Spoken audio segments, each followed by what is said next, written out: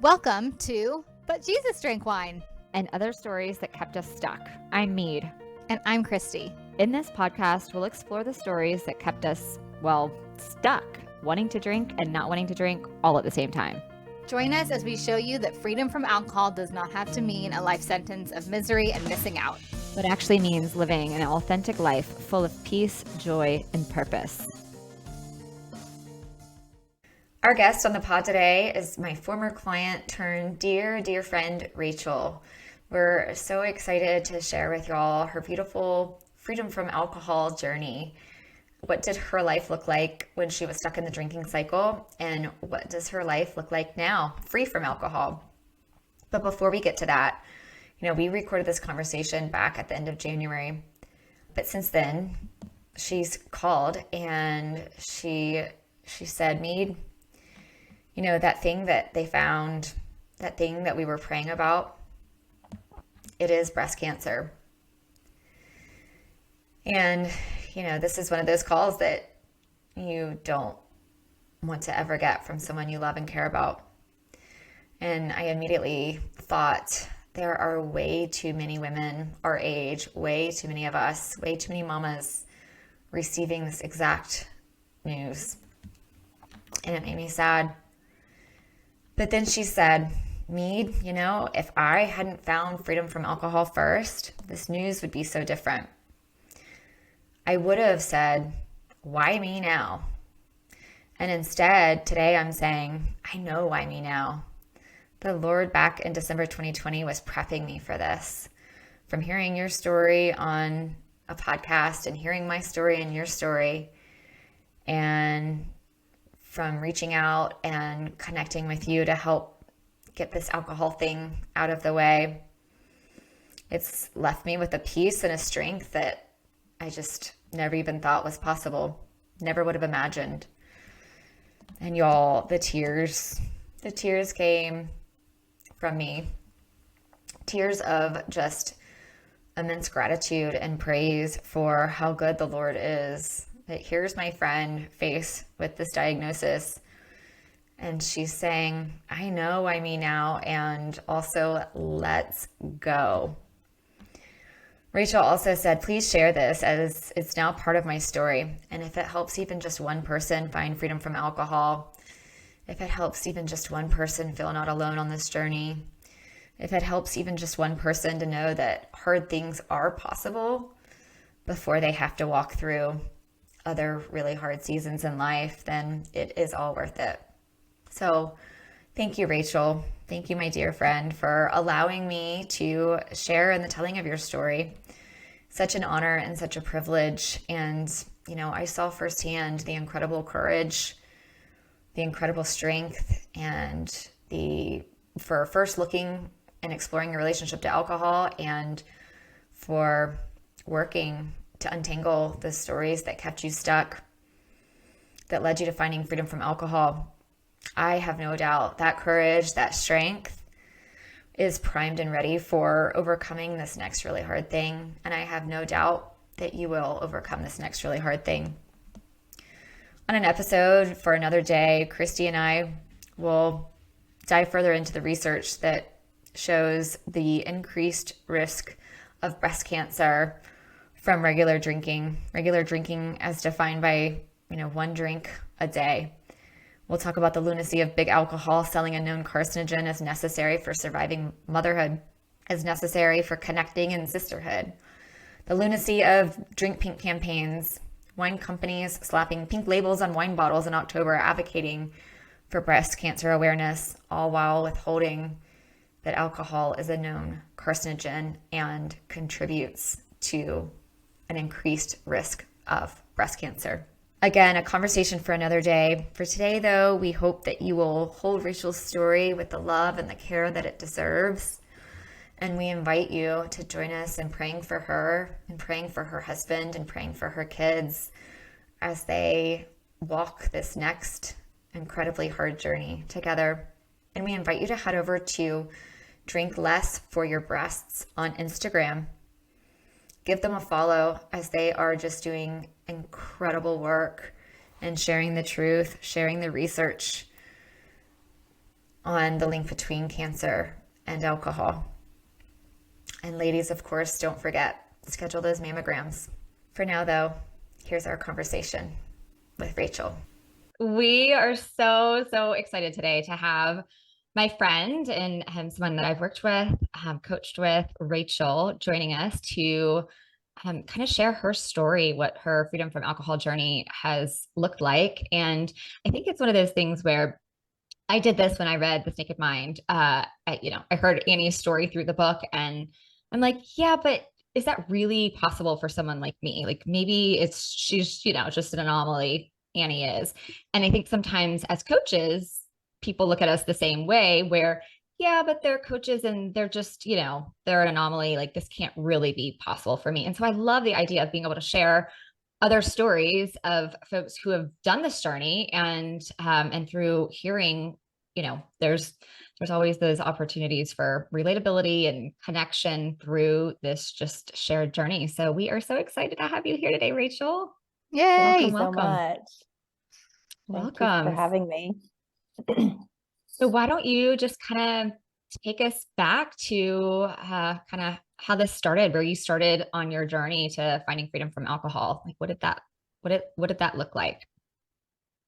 Well, I think I kind of knew all along, like I always questioned my drinking habits, and I would always kind of ask probing questions to like doctors or people like that I felt like I could kind of like, where is that line? And like, do I have a problem? And I had no idea that there was like a whole world, a whole community out there of people that just chose to not drink. I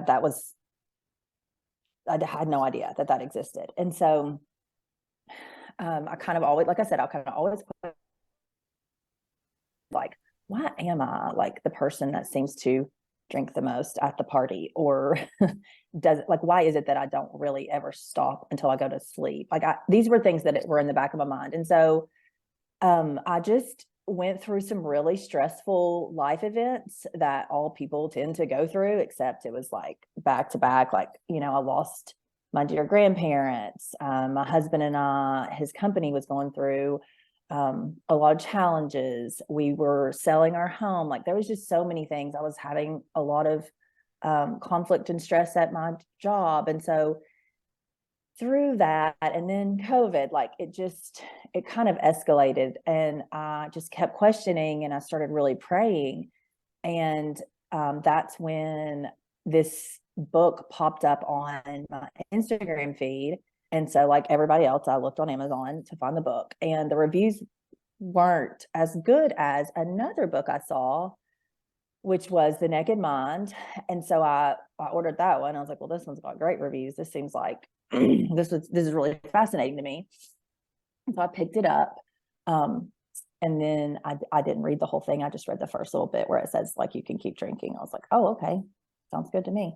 And then like several months passed, and the stress was starting to take a toll on my physical body. Like in that time, I was having severe back pain, and it was just escalating quickly. And then I ended up finishing the book. Like when I picked it back up in December of 2020, I finished it within like a day or two. And I was like, I'm changed. Like I'll never be able to feel the same about drinking now that I know what I know. And I listened to the podcast, and I found Meade's podcast, and I was like, this is amazing. This person like related to so much of Meade's story. And then I read her bio, and I saw that you like Dave Matthews Band, and I was like, oh my gosh, this is like amazing. Like so many little tiny things. Yeah. I was like, oh my gosh, like there's somebody out there like me that just decided I can stop drinking. And what you say, Meade, about like I can be miserable still drinking or miserable not drinking, like that just really resonated with me. And so I got so excited that it was this coaching program, and and so I ended up working with Meade in January of 2021. And then that's how I'm here today. And I've read about like through the different books and things that I've researched, like spontaneous sobriety, where you really can like achieve success when you just decide like I am no longer going to drink. And so I feel like God really worked in my life because I had prayed and I was ready, and I was able to just say, I really don't want to do this anymore. I know moderation doesn't work for me. Like, I think I had drank enough and have enough experience on my drinking resume to know that if I try to moderate, it's not gonna work. So it's like, I'm not even gonna try. Like, I'm not gonna go there. And I do read like on these pages, like, and even then when I first decided I wasn't going to drink anymore, I would read people say like it just gets better and better. And I thought maybe they were just saying that to like encourage other people. But now that I'm here at this 2-year mark, I'm like, wow, it really does. Like, it really does. Like, you do appreciate it more and more and more as you grow. So that's been so encouraging. If I remember correctly, this was it was right around the holidays. So we started working together, but right in December is when you were like, okay. And so you had your first holiday alcohol free, right? Well, no, I didn't, because I had called, we weren't coaching together yet. And we had just talked on the phone, and I said, Christmas is coming up, and that's right. Like, we normally just drink on Christmas, and you were like, well, if just be at peace about it, like, say what you want to do. And I drank, and I did not like it. Like, I regretted it immediately. And then that's really when I knew. And then like December 27th, we went to this little place downtown, and I had like a mimosa, and I was like, I'm so done with this. Like, I'm just doing this to be doing it at this point. Like, I'm really over it. And so that was December 27th of 2020. That's what I was thinking. You did New Year's alcohol free. So like shortly right after becoming alcohol free, you had New Year's Eve. And then I'm remembering too that, it was that turn to like collecting the intel, as we say, or like collecting the data around, well, it's that mindful turn to what does my relationship to alcohol look like if I'm going through the holidays open to it. If I'm fighting against it because I have to be alcohol free, that creates that extra tension, that extra stress.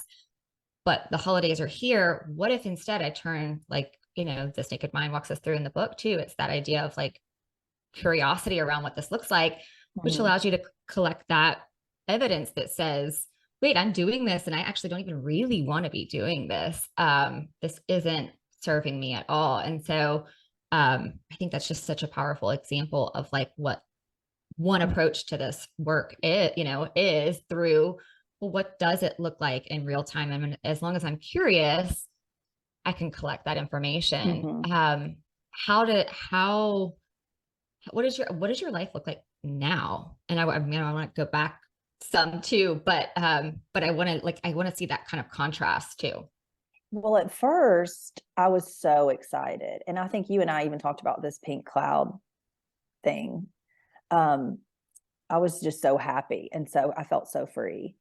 And then you like kind of created a community, and we kept in touch via Marco Polo, me and several women across the country that you connected me with. And there were times that first year, like getting through those first, that were hard, but I can honestly say I was never like white knuckling, like what you might see like on a movie or something, like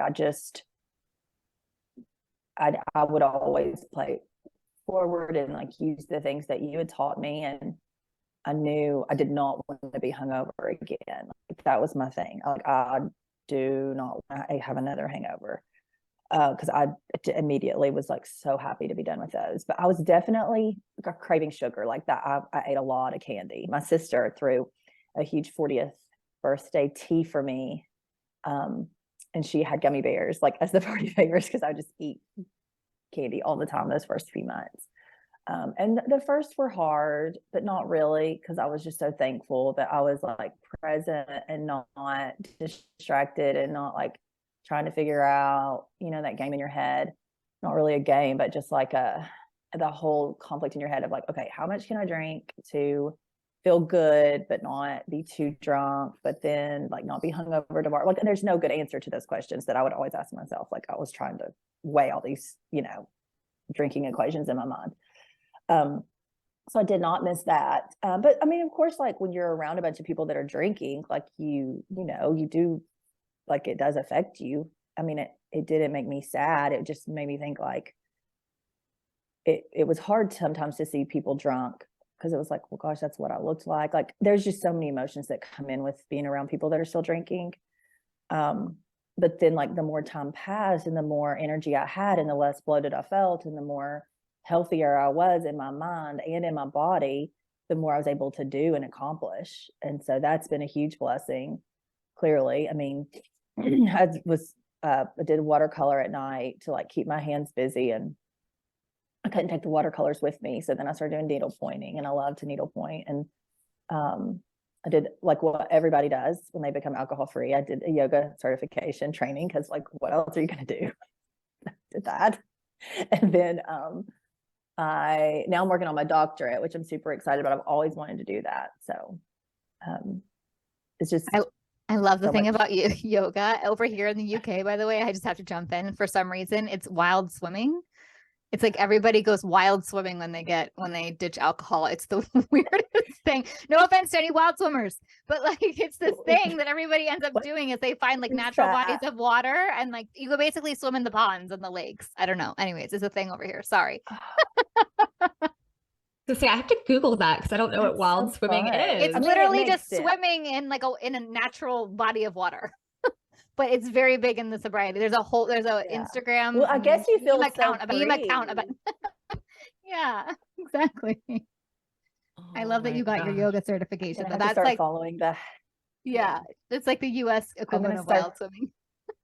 Okay, I'm gonna follow the hashtag wild swimming and just see all the wild swimmers out there. I love that. That's really fun. It makes sense though, because you Oh, feel so interesting. free and you like want to be outside, and so I can see it. It makes sense, actually. We should start that meet. We can meet up and go wild swimming. There's like a lagoon. I don't know, like not Yeah. too far from here. We can, meet over there. So when we talk about, you mentioned like the first times, we talk about AFFTs, alcohol free first times, and Okay. how the first year of like these new things, they're hard perhaps because they're different. We've never done them this way. Like I know for me, in my experience, I'd never done a vacation without alcohol before. Never. I mean, in my adult life. Right. And so, going to do a vacation that I was super excited about, totally free from alcohol, it, was just different and it was new. And going into it with that kind of like curiosity of like, okay, what do I get to experience here that I haven't, before when I'd been drinking.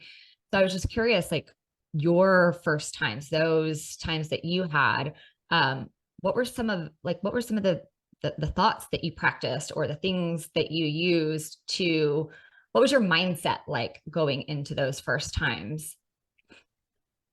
Well, I had started,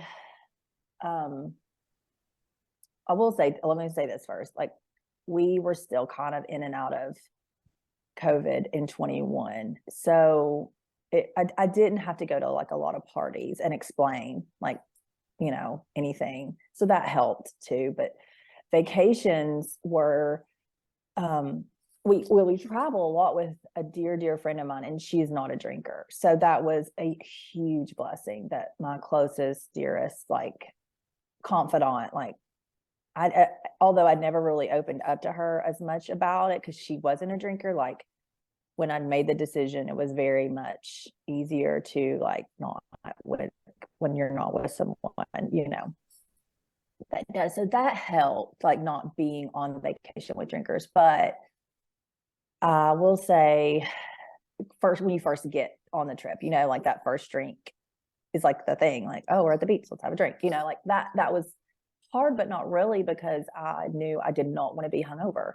And I didn't want to wake up, like that whole 3 a.m. thing, which I thought that was just me. I didn't know that was a thing, that like your body wakes up at that time in the middle of the night for a reason.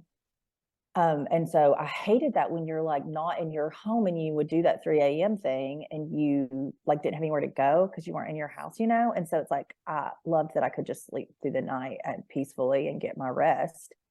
And so I'd always just try to cue the tape forward and just think like, okay, what will this look like if I do drink right now? And I would always think like how far I've come and how I know like a lot of people kind of go back and forth with the numbers and the counting, and I get it. And I respect all of that, like the data points and all those things. Like I'm totally in support of whatever works for people. I just knew for me, like I didn't want to do that. Like I wanted it to be like, I wanted to start a new chapter of my life, like a before and after. I don't want to go back and forth. And I think God did that for me. Like, I don't think that was me. I think God knew that that's what I needed. So the vacations were wonderful. I mean, once you've had one without alcohol, you're like, oh, wow, like I don't need a vacation when I get home from vacation and I'm actually rested and I could actually enjoy it and I could actually do whatever I wanted to do because I didn't feel bad and I could make plans. I could go get a massage and not have a headache. And I mean, the list is endless, really. Yeah. Enjoy the food. Oh my gosh. Yeah. It's And that, like drive places at night. I was just gonna say, like, you could actually go to dinner at night because you didn't drink too much on the beach all day. Like, that sounds really sad, but it's great. It's great. It's a great thing. No, but those are the things that I think help just really solidify those new pathways that say like this is what we want to continue doing when we are in that space of like noticing what are these things that I get to do that otherwise if I was drinking I would be missing out on it. And it trains our mind towards seeing those things and then like, oh, this is there's so many things that I didn't realize I would benefit. You know, I knew the basics, right? When you're not putting it in your body, your sleep's going to improve, your skin's going to look better, you're going to look young. I mean, all the physical things. There's so many things that I didn't anticipate, like driving at night, not having to think about like where are we going to go to dinner, or like to your point, you know, if we've been drinking all day, maybe we do takeout instead. It's those little things, and I think your focus going into it, why I don't want to do this, and then your ability to notice what those gifts were of doing it alcohol free really go a long way towards solidifying those new pathways, and then it gets exponentially easier. So like the second times are, would you say, like way easier than the first times when it comes to like and people said that in the groups, the Facebook groups or whatnot, but I didn't know if that was like really how it would be. And so I'm you know, so happy that that's true. Like it really is. Like you don't want to. And I mean, I see people and I just feel bad, you know, bad for people, but it's their journey. And like I said, there's a lot of emotions I feel when I see people still drinking. And I'm just glad I'm not. I'm glad I'm free from that. One of the things we all have in common is we're all moms. And I know we all in different conversations have talked about kind of the space that alcohol occupied and how it didn't align with how we wanted to be showing up around our kids. What has been noticeably different either from your kids' point of view or like from your point of view as a mom in that regard? Like being alcohol free, like the biggest difference in that space? To do whatever they need me to do. Like I'm never impeded or like I'm never affected by alcohol, so I can drive them anywhere they need to go. Like I'm always available to them. I don't have to worry like, what if something happens, you know, and they need me and I've been drinking. Like I can just be fully present and not, you know, and a lot of the things from the book that Annie Grace talked about really, really affected me when it comes to parenting. And there's a section in there that she writes about like your kids don't like it when you're overly affectionate when you've been drinking, or you're distant, like you're kind of hiding from them. Like all those things I kind of resonated with me. And I was like, it just really, it convicted me and it affected me. And I was like, I do not want to be that parent. And so I do think, and my daughter had noticed, and she had said something. She said, like, I wish she wouldn't drink. She was little, and I don't know if she'd remember. Like, if I asked her today, do you remember telling me that? Like, I don't know if she would remember telling me that, but that was when, like, it first started.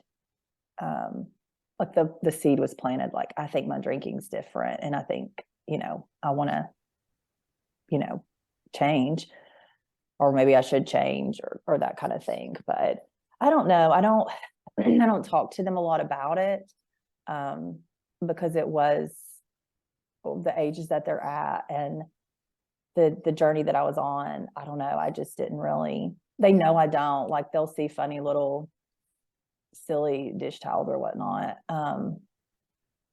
about the mommy wine culture stuff. And like, they used to say, oh, haha, that's funny, you need that. And then like, she's like, oh no, wait, you don't need that. I was like, yep, I don't need that. I don't drink. So that was, little things like that have come up, but we haven't really had a heart to heart. Like, it's kind of time, I think, with the ages that they're at. I know there's like a whole class, I think Amy Grace, I saw, like, how to talk to your kids about alcohol. So, but we're getting there. I mean, they're in middle school, so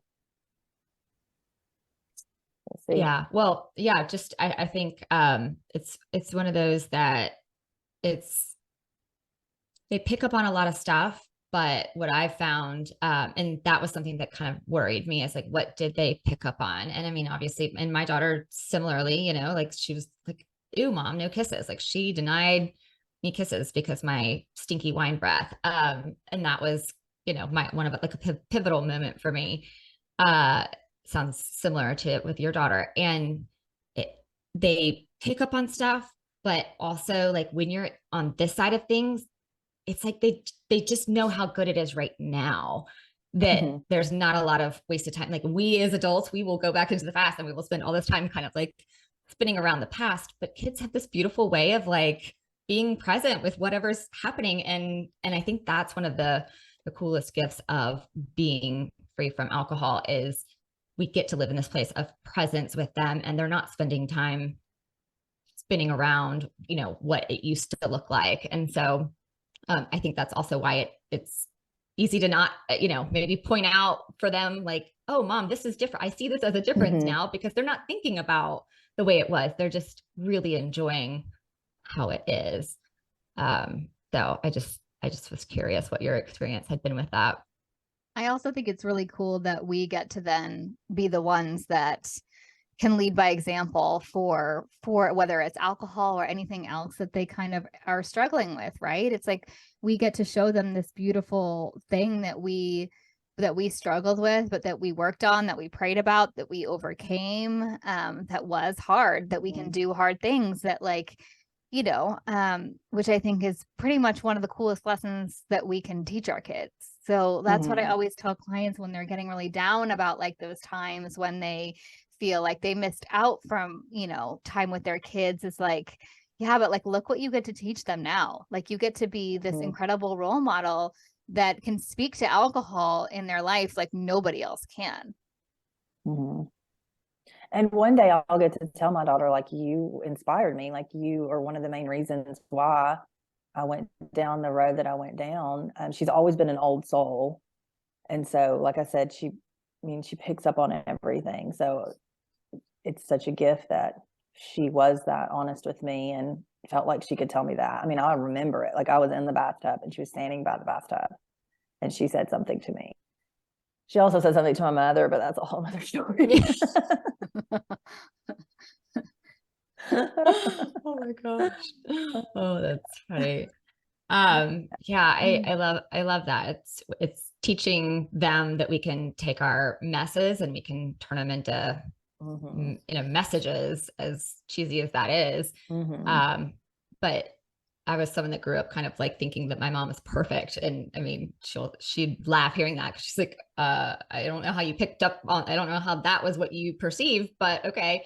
But I did have this idea of like how perfect she was. And so therefore I thought everything had, and I think about how I'm like throwing all my mistakes at my kids. Like, I'm not perfect, and we can take this and we can use this, and here, and I think there is something to be said about that, that allows that like open communication too, and connection building from having those real conversations about what we've been through and what it looks like. And I can also totally relate to your story, Rachel, about getting, or I don't know, finding freedom, getting alcohol free, like throughout parts of COVID. And I have so many people that are like, how did you do that? but like to what you said, to your point, like actually it ended up being such a blessing because you didn't have as many people to explain to, you didn't have like that many events to go to or whatever gatherings. So it ended up kind of being this massive blessing of like, okay, I can hide out for a bit, get this whole thing kind of under my belt before I have to go out and kind of practice and have those alcohol free first. But then when you, and then when you get past those first, and then you are like further down the road, I just can't even, it's so hard to articulate like how much more at peace you can feel. Because you first feel so good, but then you're like, how can it even get better than this? But like knowing you're not going to be the drunkest person, and you're not going to say things that you regret saying, or you're not going to embarrass yourself. Like you just go in confident knowing like you're going to be able to drive home. I was terrified of getting a DUI. And it wasn't that I drove drunk. It was just, if you have anything, like in my mind, I was like this, I guess I was always afraid. And Meade and I talked about this, like, you know, subconsciously or consciously, I don't know, like, do I have to hit a rock bottom to be able to stop drinking? Was maybe a question that I kind of subconsciously had. I don't know, because I never really, what is a rock bottom? You know, like it means different things to different people, but I never had like a near-death experience or anything like that. But I was always afraid, like the DUI thing was always in the back of my mind and just terrified me. I was like, it would be so terrible for many reasons. So I'm just so glad I don't have to worry about that anymore either.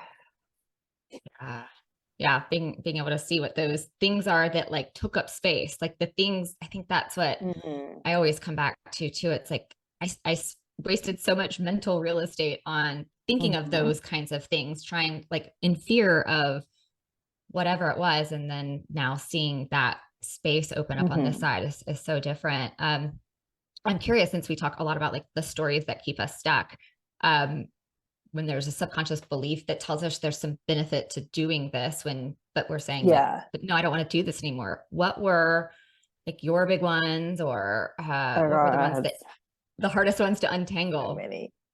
I know. Yeah. Like, okay. So many, well, right? I thought you were going to say like, what were some things that you thought that, you know, aren't true now? Like that. Yeah, that too. Yeah. I think the funniest one, I think I have a different friend who doesn't drink at all. And, she, I don't know. I just thought like, I almost felt sorry for her. Like, she doesn't really like, I thought that you didn't have fun. I really did. Like, I thought that like getting drunk with friends was fun. And I thought that if you didn't do that, like you were missing something. I'm like, what was that? Why did it's like such a craziest thing. Like, but I really believed that. So I don't know. That blows my mind, my own mind that I thought that really. And then, so I guess that would be the number one thing. That you I can't also have thought, fun. yeah, like I was going to be missing something if I wasn't drinking. Yeah. I think I always thought like I could find this perfect balance of like just drinking enough to not be hungover. Like there's no such thing, you know. It was very freeing to learn that alcohol's the problem, not people. Like alcohol's an addictive substance that you can't control alcohol and what it does to you. So that was a huge thing that I learned. Gosh, there's so many. I'm so thankful to not wish whole entire days away. I think that's one of the biggest things that's hit me is like how many Saturdays and Sundays that I'd be like, or Mondays that I'd be like, oh God, if this day could just be over, I'd feel better soon. And when you watch, you know, the older you get and the more reflective you become and the more the pain you might see in others around you, where you know, you're reminded sometimes of how short life is when you lose loved ones or people, you know, like I'm just so thankful I don't still live a life where I wished entire days away. Because what kind of life is that? You know, to just be like, oh, I just want this day to be over. It's like, because of something I did, I want this whole day to be over. So that kind of breaks my heart to think back on how many days there were like that. But I'm glad I don't have to experience those anymore, for sure. That's so good. And it's so, I relate to that so much. I remember just getting in bed and like saying this prayer of like, oh, thank God I made it. And like I hadn't even done anything. You know Yeah. what I mean? It was just Yeah. because I was exhausted from drinking wine. And it was exactly, you said it so beautifully. I wished days away. And you just get to a point where you're like, I'm wishing my days away, but I'm also wishing like days with my kids away. Mm-hmm. And it's just like, it's yeah, no way to live. Mm-mm. No. And then like the next day, you still feel bad.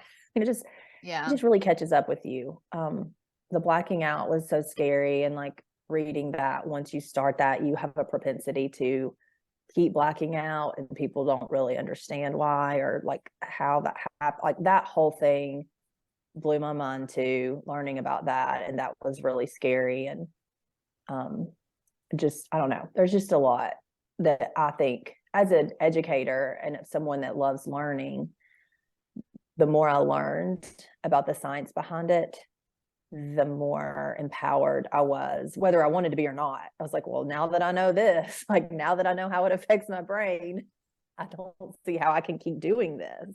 Yeah. So good.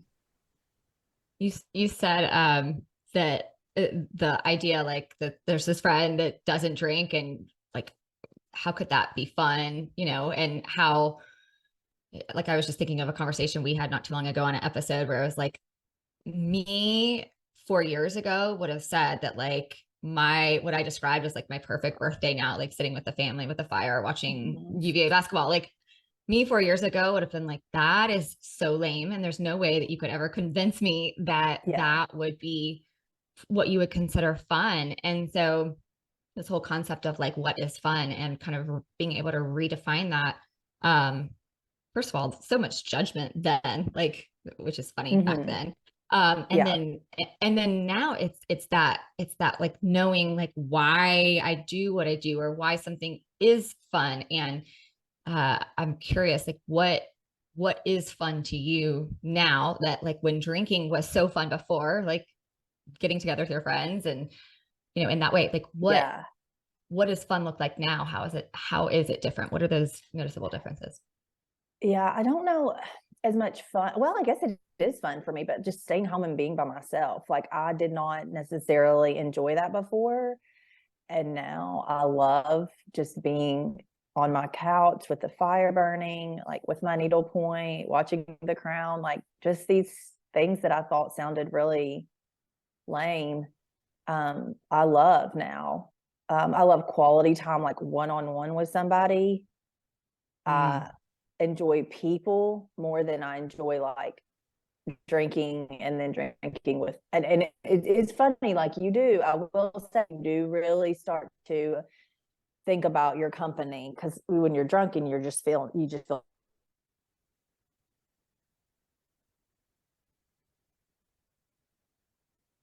I want to be with and how I want to spend my time and um, I guess that kind of connects. I don't know if that exactly answers the question, but yeah, like experiences like before I wouldn't necessarily be able to do and try new things because I would be like, well, we need to, you know, or I would want to be drinking. Like I'd want to go have drinks. But now I'm like, well, let's go try this when we go on vacation, or let's go do this and let's, you know, do something more active that before I couldn't do maybe when I was drinking. I'm just a lot more adventuresome. I don't know if that's a word, but um when I have the opportunity to be, you know, because I can be because I'm not being held back by wanting to drink. How love has Good. oh sorry, go ahead, babe. No, go ahead.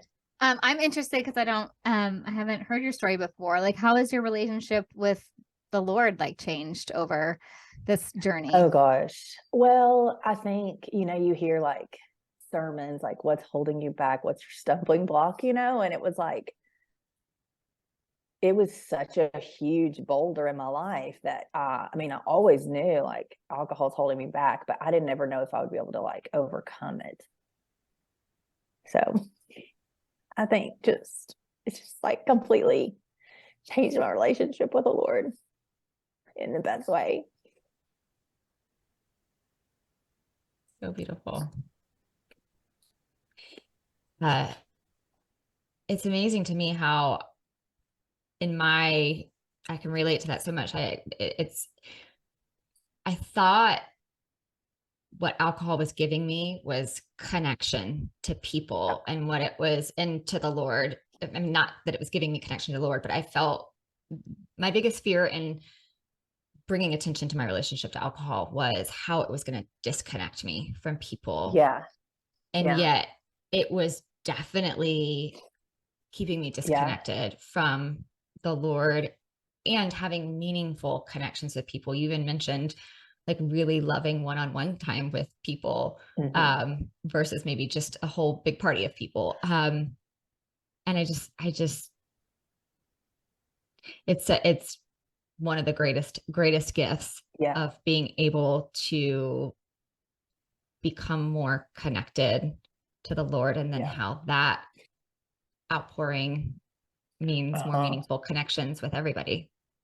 Yeah. And I think like we go to a very large church and we stay pretty anonymous. And so we don't have a lot of people at our church that we know. We go to church like kind of far outside of our community, but I do like think about all the people like me and you, Meade, like that are showing up.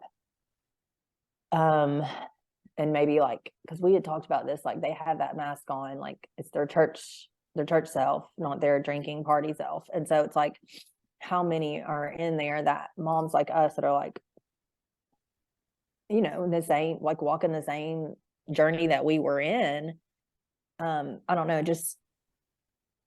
just wonder like who all in this sanctuary right now is struggling with this. Cause I'd love to help people, you know, in any way that I can. But it's just not something that you talk about at church is I guess that's my point. Like, it's not something that I feel like alcohol in church and religion, it's very tricky because you don't want people to feel, you know, judged.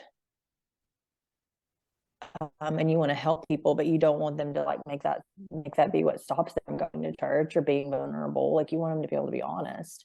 But there's so much shame surrounded by it too, which that's like the shame thing is like a whole nother podcast, but whole nother episode, I guess. The shame thing is really a lot, you know, and I guess, and that plays into I guess that was your whole point, Christy, like how that plays into your walk with the Lord and your faith. Yeah. Yeah. Thank you so much for sharing that. It's so true and it's so good. And I think what we're doing here even together, like right now is helping with that problem. Right. And like, and opening up the conversation. I mean, I remember when I first said, like, I had this idea for a book for Christian women, and I had like people in the publishing industry ask me who in church would want to be holding a book like that. Like, what? You know what I mean? It was like, we're like, this is 2022 now, you guys. Like, this is about health and wellness. Like, this is about feeling better, you know? Mm-hmm. Yeah. And I think that's what it is one of those that I think, it's, why is it so hard? And I think you hit on that so beautifully, Rachel, because there is that judgment, shame kind of piece that comes along with it. And it's like, hey, if the more that we can have conversations out loud in the open about this, because let's be honest, like maybe, you know, wine was my thing, but we all have the things that keep us from being connected to the Lord, that get in the way of our meaningful connections with other people, the things that are getting in the way of living into who Christ has called us to be. And so it's super universal. It's for everybody, but it's messy and it's hard to kind of look at that stuff. But it's no different than the outside, you know, the secular world where it's just a messy conversation. Yeah. But that's also it's where so messy, because you think about all the messages that society sends about drinking and how it makes you a better mom, and just the silliness of the whole thing, and how it's everywhere in our society, drinking, and like how much marketing is targeted towards moms and towards women, and then you feel like that's what you should do to fit in, but then you also are, you know, feel like it's not what brings you closest to your faith. And so it's just that struggle in your mind, me, that we talked about so much, that I feel just my heart breaks for people, you know, because I know how hard it is because we've lived it. There's a song that we're loving right now. My kids are playing it on repeat. We heard it live in church. The choir sang it a couple weeks ago, and then we heard it on one of our Christian stations. It's called "Beautiful Things" by Gungor. We'll drop the link in our show notes. Oh, but yeah. It's so beautiful. I will not give y'all a little sampling with my singing, but I would not do that to y'all. But it's like, you make beautiful things out of the dust. You make beautiful things out of us. And that is just something that, oh my gosh, you know, if that doesn't sum up, I mean, any journey, but like this kind of like mess to message, or this messy to masterpiece, that we like, you make beautiful things out of us. And I'm so grateful for that that truth. Yes. So good. That was so good. Yeah. So, Rachel, is there anything we didn't ask you that you would want to share or speak to, or What would you tell yourself just, like at the beginning of this journey is a good question too. Sorry. Oh yeah, go back to that. Steal your thunder there, Meade. No, yeah, please. No, I think that's kind of the same thing. Like, just, I think, believe that it will get better. Like, Yeah. you can't, first of all, you can't do it. Like, you really can decide. And it is possible to not drink alcohol. And then also believe that it does get better over time. Not only does it get easier, but you just appreciate it more and more.